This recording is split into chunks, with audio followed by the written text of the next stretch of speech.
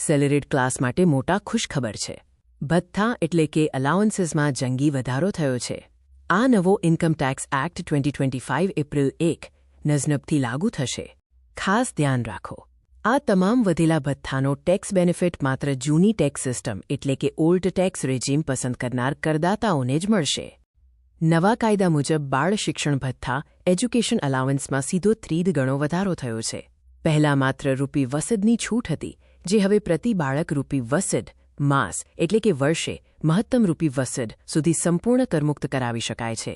Hostel ભથ્થા hostel અલાવન્સમાં પણ મોટી રાહત છે. જૂનો નિયમ રૂપી ઠસદ હતો, જે હવે વધીને પ્રતિ બાળક રૂપી ડેરા માસ થઈ ગયો છે.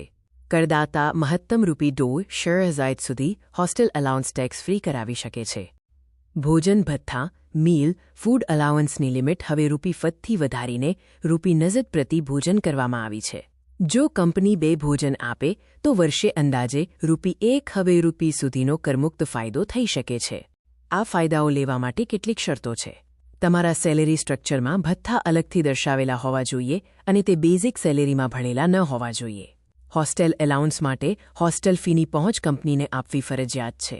આ તમામ ડિડક્શનને લીધે ઓલ્ડ ટેક્સ રેજીમ ફરીથી આકર્ષક બની છે.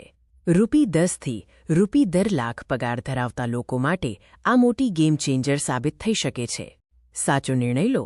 તમારી કંપનીના HR સાથે વાત કરો અને તમારું સેલેરી સ્ટ્રક્ચર ચેક કરો. ઇન્કમટેક્સ એક્ટ 2025ના આવા જ સચોટ વિશ્લેષણ માટે અમારી સાથે જોડાયેલા રહો. મનીષ ઠક્કર એન્ડ એસોસિએટ્સ તરફથી આ માહિતી આપવામાં આવી છે.